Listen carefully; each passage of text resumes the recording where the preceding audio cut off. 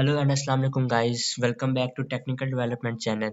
जैसा कि आप जानते हैं कि हमने सी प्रोग्रामिंग से रिलेटेड एक प्लेलिस्ट स्टार्ट की हुई है, जिसमें मैंने आपको सबसे पहले इंट्रोडक्शन टू सी के बारे में बताया था और उसके बाद मैंने आपका सबसे पहला प्रोग्राम हेलो वर्ल्ड को प्रिंट करना सिखाया था कि कैसे हम उसको अपने टर्मिनल में प्रिंट करवा सकते हैं। तो गाइस आज हम इस वीडियो में बात करेंगे कि वेरिएबल्स के बारे में, डाटा टाइप्स के बारे में। तो गाइस चलते हैं अपने टॉपिक की तरफ और स्टार्ट करते हैं। तो सबसे पहले मैं बनाऊंगा एक न्यू फाइल। अपने हमने एक सी ट्यूटोरियल का एक फोल्डर बनाया हुआ है, जिसमें मैं एक फाइल बनाऊंगा variable dot C. Variable dot C बना दिया। अब हम इस जैसा कि इस वीडियो में हम टाइप्स ऑफ डाटा के बारे में बताएंगे कि जैसे कि पिछली वीडियो में मैंने आपको बताया था कि कैसे हम एक सिंपल प्रिंटफ फंक्शन को प्रिंट करवा सकते हैं। तो आज हम वेरिएबल्स के बारे में बात करेंगे। तो सबसे पहले मैं बात करूंगा टाइप्स ऑफ डाटा।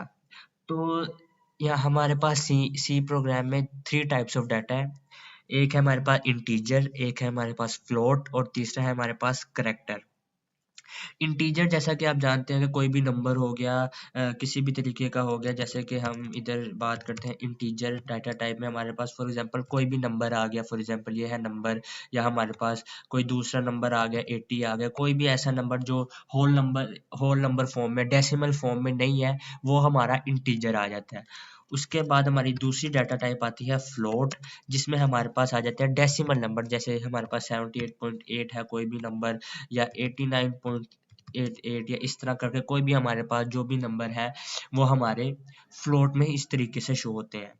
इंटीजर्स में हमारे पास सिंपल एक होल नंबर फॉर्म में नंबर शो होता है, फ्लोट में हमारे पास डेसिमल नंबर में शो होता है। ये दो टाइप्स ऑफ डाटा होगी। इसके बाद हमारे पास एक आता है करेक्टर की डाटा टाइप। करेक्टर में हमारे पास बेसिकली कोई भी करेक्टर शो हो जाता है, सी हो गया, एफ हो गया, एच हो गया, इस तरह के कोई भी डाटा टाइप्स हमारे पास हमारे शो हो जाते हैं।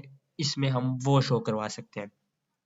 याद रहे करैक्टर में हम सिर्फ एक ही करैक्टर शो करवा सकते हैं, मल्टीपल करैक्टर नहीं शो करवा सकते। मल्टीपल करैक्टर के लिए सी में हम यूज करते हैं स्ट्रिंग्स।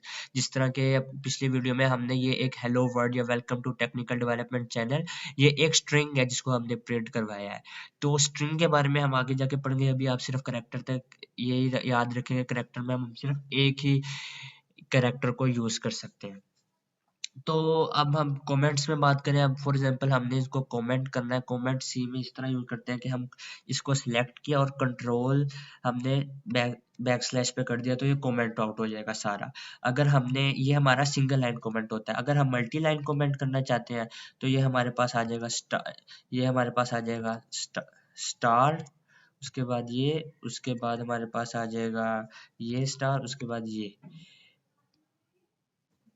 एक मिनट सॉरी, ये इस तरीके से आ जाएगा हमारा मल्टी लाइन कमेंट। पहले बैक स्लैश फिर उसके बाद स्टार, ये हमारा आ गया मल्टी लाइन कमेंट।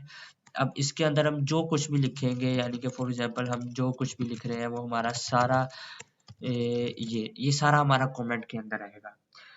ये मल्टी लाइन कमेंट का ये है कि अगर हम एक लाइन से ज़्यादा कमेंट लिखना चाहते हैं तो वो मल्टी लाइन कमेंट में लिखते हैं, और सिंगल लाइन कमेंट पे हम सिर्फ सिंगल लाइन को कमेंट आउट कर देते हैं। कमेंट्स बहुत ज़रूरी होते हैं। फॉर एग्जांपल जब आप बड़ी प्रोग्रामिंग कर रहे होते हैं, कोई अपने प्रोजेक्ट की प्रोग्रामिंग कर रहे होते हैं, कोई बड़ा प्रोग्राम लिख रहे होते हैं, तो उसमें कमेंट्स का बड़ा फ़ायदा होता है।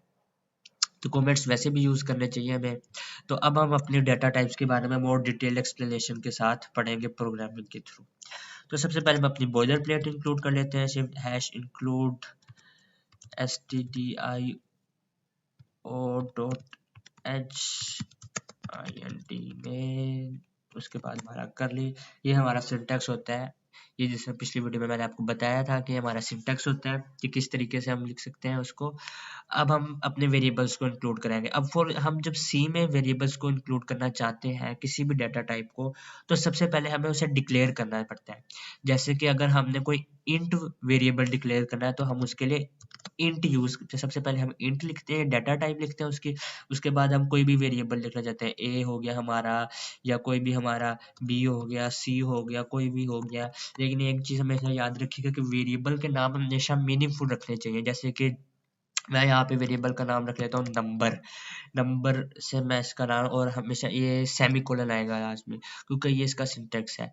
ये आगे सेमी कोलन। अब हमने इधर लिख दिया इंट।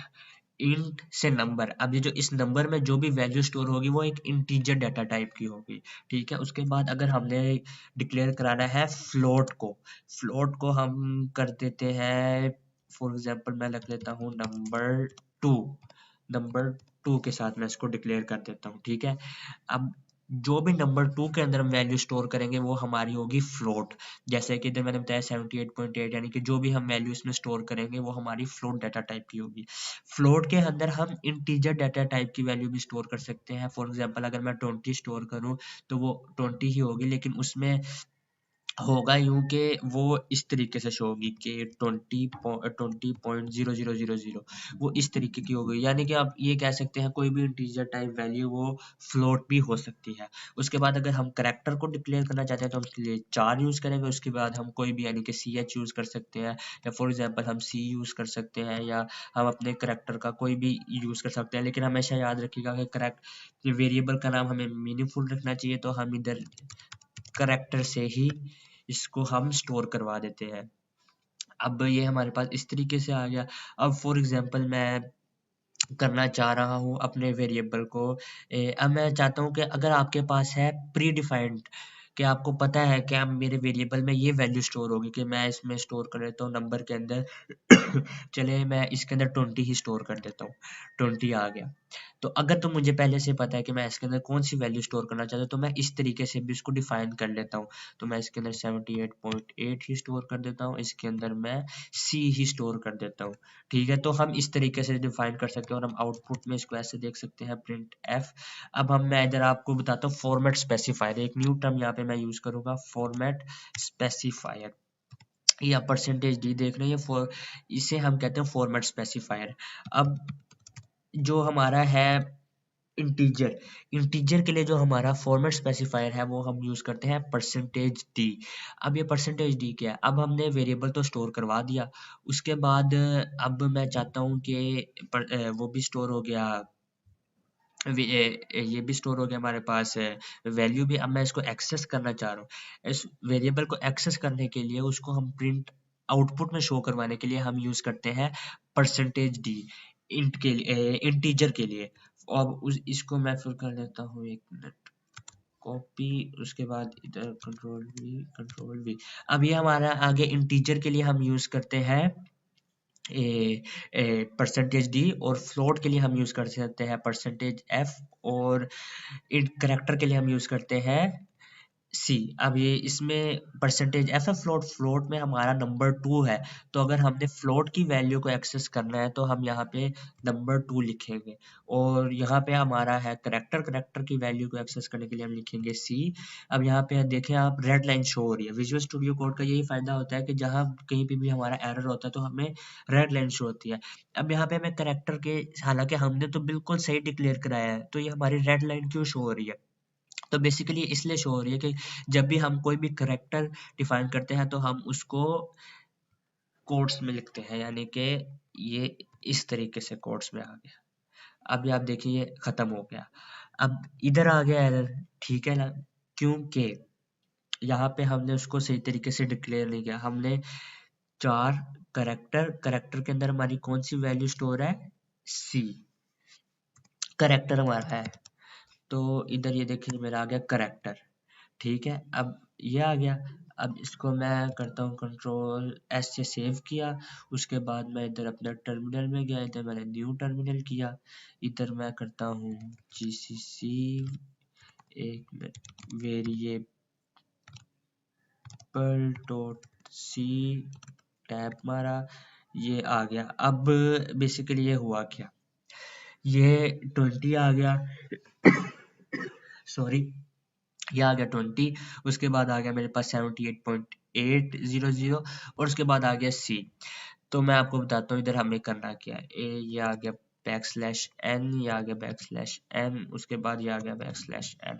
अब हमारा जो आउटपुट है वो न्यू लाइन में आएगा। ये देखें हमारी इंटीजर की वैल्यू आ गई 20, ये हमारी फ्लोट की वैल्यू आ गई 78.8, उसके बाद हमारे पास आ गया सी, ये हमारे पास आ गया करैक्टर की वैल्यू, ठीक है, ये इस तरीके से हम कर सकते हैं। अब फॉर एग्जांपल मैं करना चाहता हूँ, इसको मैं कमेंट आउट कर लेता हूँ। अब मैं चाहता हूँ कि मेरे पास मैं यूजर से इनपुट लूँ, या मुझे वैल्यू का नहीं पता, मैं यूजर से इनपुट लेना चाहता हूँ। तो मैं इधर इंटीजर नंबर एक करा लेता हूँ, इंटीजर नंबर, उसके बाद मैं उसके अंदर डाल लेता हूँ सेमीकोलन। अब यूजर से इनपुट लेने के लिए हम यहाँ पे करते हैं प्रिंट एफ। उसके लिए हम एक फंक्शन यूज करते हैं। उससे पहले ये देख लें, एंटर नंबर, ये हमने एक नंबर डाल दिया। ये हमने इसको सिंपल प्रिंट एफ फंक्शन से प्रिंट करा लिया। अब हम यूजर से इनपुट लेना चाहते हैं, उसके लिए हम यूज करेंगे एक स्कैन एफ फंक्शन का। स्कैन एफ फंक्शन के अंदर हम अपना फॉर्मेट स्पेसिफाई डालेंगे, %d, उसके बाद इधर हमारा आ गया कोमा, उसके बाद हमारे पास आ गई स्पेस, और इधर हम %, का यूज करेंगे। %साइन हम यूज करते हैं, ये बेसिकली उसका एड्रेस, वेरिएबल के एड्रेस के लिए, क्योंकि हम वेरिएबल जहाँ पे वैल्यू स्टोर कर रहे हैं उसका कोई ना कोई एड्रेस जरूर होगा। तो उस एड्रेस को एक्सेस करने के लिए हम यहाँ पे %, यूज करते हैं, और स्कैनफ से हम उस वैल्यू को एक्सेस करते हैं। तो स्कैनफ %, के बाद हम डालते हैं वेरिएबल का नेम, नंबर, इधर आ गया हमारा सेमीकोलन। ये अब हमारा हो गया प्रोग्राम कंप्लीट, इसको हमने कर दिया सेव। अब मैं इधर आ गया, इधर आके मेरा जीसीसी वेरिएबल डॉट सी, उसके बाद टैब हमारा एंटर नंबर। अब हमसे नंबर पूछ रहा है यूजर इनपुट के लिए। अब मैं इधर फॉर एग्जांपल कोई भी नंबर 45 नंबर डाल दिया, तो ये हमारे पास 45 आ गया। अब फॉर एग्जांपल मैं इस नंबर को प्रिंट भी करवाना चाहता हूँ, तो मैं यहाँ पे कर दूंगा प्रिंट एफ, जिस तरह के हमने ये यहाँ पे ये वाले में हमने प्रिंट एफ से ये अपने नंबर को प्रिंट करवाया है। तो यहाँ पे मैं कराऊंगा शिफ्ट %d, कोमा, इधर मैं डाल दूंगा अपने वेरिएबल का नाम के ये फॉर्मेट स्पेसिफायर लो, फॉर्मेट स्पेसिफायर %d है, %d में नंबर की जो वैल्यू स्टोर है वो लेके आओ, और प्रिंट एफ से उस नंबर को प्रिंट करवा दो। इसको मैंने कंट्रोल एस से सेव किया, इधर जीसीसी वेरिएबल डॉट सी, इधर ए टैब, एंड अब मैं नंबर मांग रहा है, मैं फॉर एग्जांपल फिर से 45 डाल देता हूँ, तो ये आ गया 45, ये हमारे पास नंबर भी आ गया, प्रिंट होके आ गया।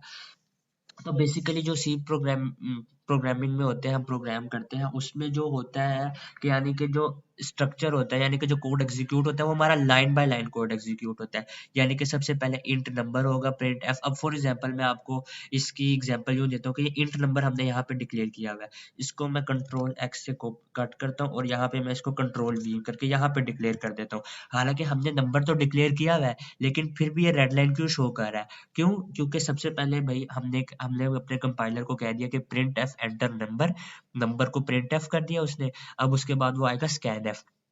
स्कैन एफ में जब वो नंबर के एड्रेस को लोकेट करना चाहेगा, तो उसके पास तो वेरिएबल डिक्लेयर ही नहीं है, तो कंपाइलर कहेगा कि भैया तुमने नंबर डिक्लेयर ही नहीं किया और तुम उसका एड्रेस भी जानना चाहते हो, तो ऐसा तो हो नहीं सकता। तो इसलिए हमें इस एरर को खत्म करने के लिए इसको किया कंट्रोल एक्स, इधर हमने कंट्रोल वी से कर दिया। अब आप देखिए एरर चला जाएगा, ये एरर चला गया। क्यों? क्योंकि हमने उसको पहले डिक्लेयर किया, डिक्लेयर करने के बाद हम यूज कर सकते हैं। ऐसा नहीं है कि आपने पहले नंबर को एड्रेस दे दिया, आप उसको यूज करना चाहते हैं बाद में उसको डिक्लेयर करेंगे। सी प्रोग्रामिंग में ऐसे नहीं कर सकते, आपको पहले डिक्लेयर करना पड़ेगा, फिर इस तरीके से करना पड़ेगा। इसी तरीके से ही जिस तरह ये इंट नंबर है, इसी तरीके से हम फॉर एग्जांपल यहाँ पे मैं लिख देता हूँ फ्लोट, यहाँ पे मैं लिख देता हूँ नंबर 2, ये डाल दिया। अब इसी को ही मैं कर देता हूँ कंट्रोल सी, और ये इधर मैं कंट्रोल वी कर देता हूँ। अब ये देखिए एरर दे रहा है, इसमें मेरे से फ्लोट की स्पेलिंग की मिस्टेक होगी, फ्लोट आ गया यहाँ पे। और इसको बल्कि मैं इस तरीके से ही कर देता हूँ ताकि ये आ गया इधर।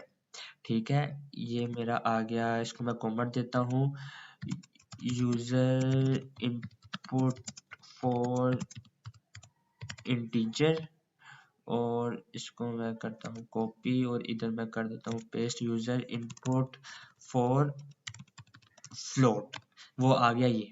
अभी हमने नंबर 2 से इसको डिक्लेयर किया एंटर नंबर, अब ये आ गया %d। अब ये हमें आउटपुट तो इसमें भी शो कर देगा।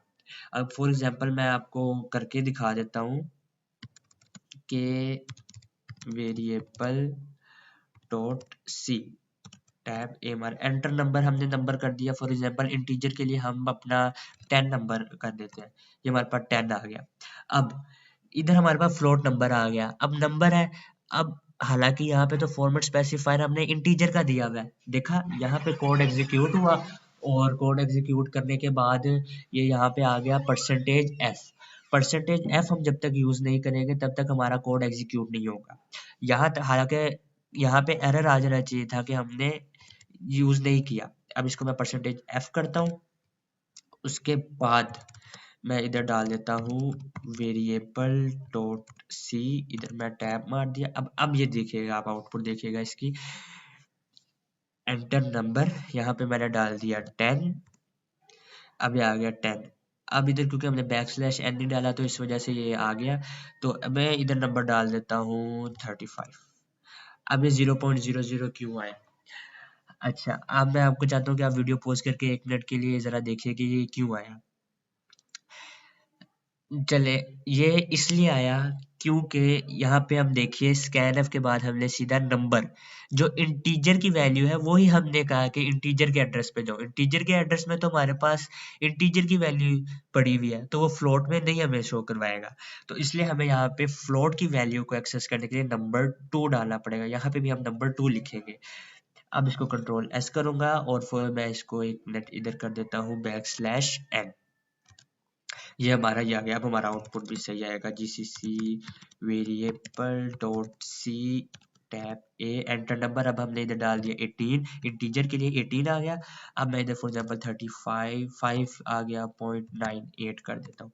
अब ये आ गया 5.98000। अब ये 00 क्यों आया?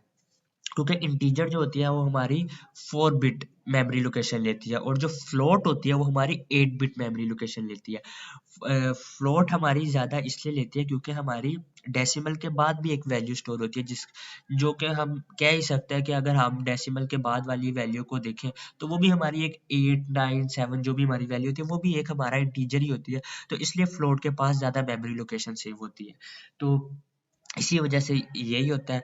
और करैक्टर के लिए भी हम यही यूज़ करेंगे। अब मैं यहाँ पे लिख देता हूँ 4। अब मैं इधर ch के नाम से करैक्टर डाल देता हूँ, करैक्टर डिफाइन कर लेता हूँ। अब मैं करता हूँ प्रिंट एफ में मैं लिख लेता हूँ एंटर करैक्टर, उसको मैं स्कैन एफ कर देता हूँ, scan F. Shift %c use करेंगे हम इस बार, ये क्योंकि हम करैक्टर ले रहे हैं। अब %, लिया, अब वेरिएबल के मेमोरी लोकेशन दे दी। अब उसके बाद मैं इसको प्रिंट भी करवा लेता हूँ ताकि हम अपने करैक्टर को देख सके। %c से फॉर्मेट स्पेसिफायर। अब हमारा करैक्टर किधर स्टोर है? हमने ch में स्टोर किया हुआ है करैक्टर को, तो ये ऐसे आ जाएगा। उसके बाद मैंने इसको कंट्रोल एस से सेव किया। इधर मैं इसको इसको पूरे को ही मैं कमेंट आउट कर देता हूँ। कमेंट आउट कर दिया, इसको मैंने सेव कर दिया। सेव करने के बाद मैं गया GCC variable dot C tab A, enter character. अब करैक्टर मांग रहा है, करैक्टर में मैंने फॉर एग्जांपल डाल दिया जी। अब हमारे पास जी आ गया। अब मैं इसके एक आपको नया बात बता, फॉर एग्जांपल मैं यहाँ पे जीसीसी वेरिएबल इसको दोबारा करता हूँ, डॉट सी मार दिया, उसके बाद मैंने ए टैब कर दिया। अब मैं करैक्टर डालता हूँ। अब हमने सिर्फ एक करैक्टर डाला था जी। अब मैं यहाँ पे डालता हूँ, मैं फॉर एग्जांपल डाल देता हूँ टेक्निकल डाल देता हूँ। अब आउटपुट इसकी देखिएगा क्या आएगा। आउटपुट में हमारे पास सिर्फ टी आया। टी क्यों आया? क्योंकि करैक्टर हमारे पास होती है, करैक्टर के पास एक मेमोरी लोकेशन होती है, एक की स्पेस होती है, एक करैक्टर की स्पेस होती है, जिसकी वजह से वो सिर्फ एक करैक्टर यूज करता है। और ये जो हमने टेक्निकल लिखा है ये एक स्ट्रिंग है, तो वो सिर्फ हमारे पूरे एक स्ट्रिंग को, एक पूरे वर्ड में से सिर्फ पहला लेटर ले लेगा, पहला करैक्टर ले लेगा और उसको हमारा आउटपुट में डिस्प्ले कर देगा। तो मैं उम्मीद करता हूँ कि आपको वेरिएबल्स का ये समझ आया होगा इस लेक्चर में जो मैंने आपको बताया है। तो अगले लेक्चर में मैं आप प्रॉब्लम्स लेके आऊँगा, यानी कि प्रोग्राम्स लेके आऊँगा कि सम कैसे कर सकते हैं, डिफरेंट नंबर्स का एवरेज वगैरह किस तरीके से हम कर सकते हैं।